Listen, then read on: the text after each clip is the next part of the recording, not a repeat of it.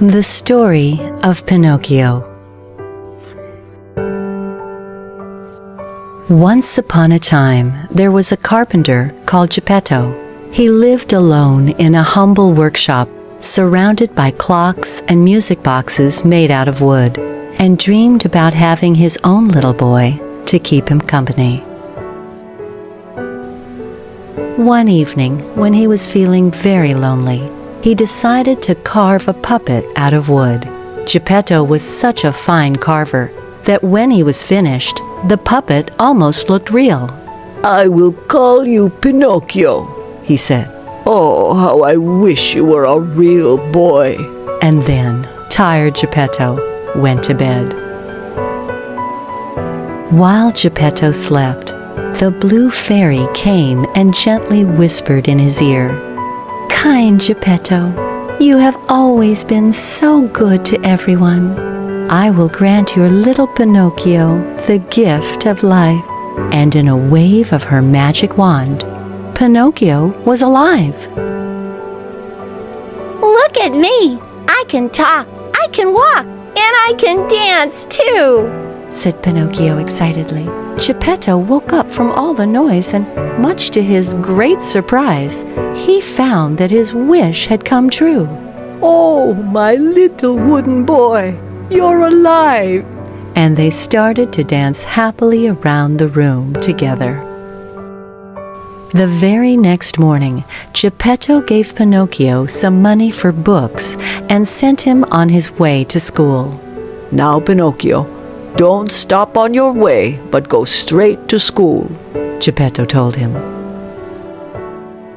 Pinocchio was happily walking down the street on his way to school when he met a boy who was playing hooky from school that day. "Where are you going with all that money?" the boy asked. "I'm going to buy books and go to school," Pinocchio replied. "Why don't you go and buy candies instead?" the boy slyly suggested. Suddenly, a little talking cricket jumped up on Pinocchio's shoulder and whispered in his ear, "Don't do it, Pinocchio! Don't listen to what that boy says!"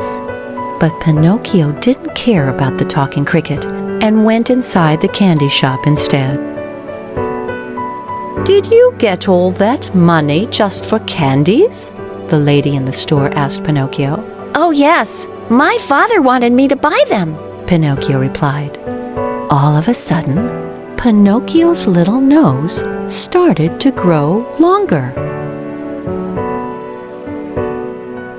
As he went out of the store, the other boy quickly stole the candies from Pinocchio and ran away. Pinocchio had been tricked. The talking cricket saw Pinocchio now had less money than he had before, so he asked, "What happened to the money, Pinocchio?" I lost it," Pinocchio replied, and his nose grew even longer. Pinocchio went on his way again and met a fox and a cat who said to him, "Hey boy, we bet you want to go to a puppet show." "Yeah, we have this ticket that will cost you just 5 coins. Pinocchio thought that sounded like a great idea, and he decided to go. "I have 5 coins here that my father told me to spend on some amusement." And there, his nose grew again. Pinocchio tried to go to the show, but the ticket they gave him wasn't a real one. So when the ticket taker wouldn't let Pinocchio into the show, he sat down in a corner to cry. A strange, large man with a long black beard found Pinocchio crying. It was Stromboli, the owner of the puppet show. He was amazed to see Pinocchio.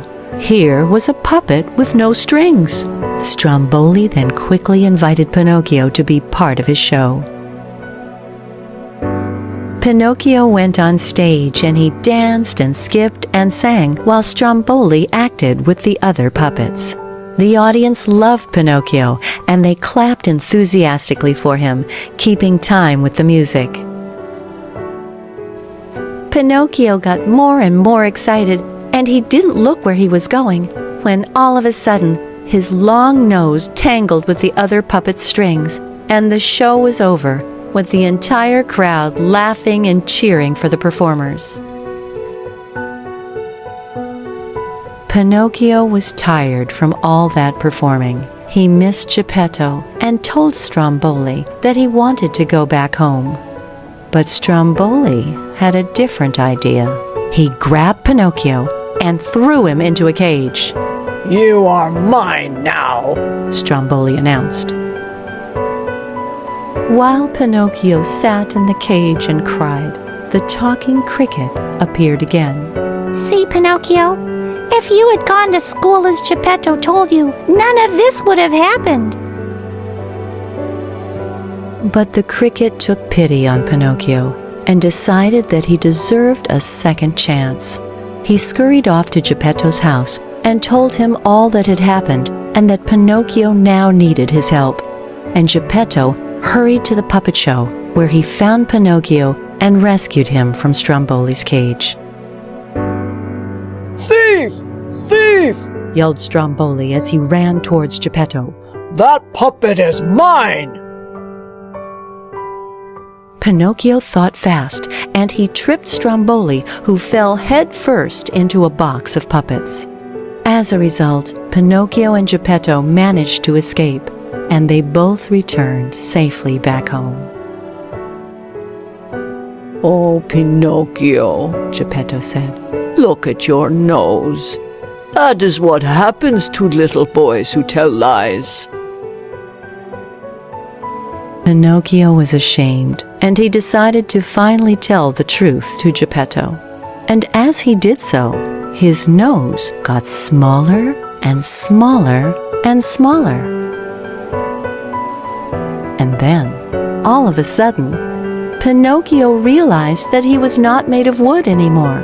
Instead, he was a real boy. He lived happily ever after with Geppetto, and Pinocchio never told a lie again. The end.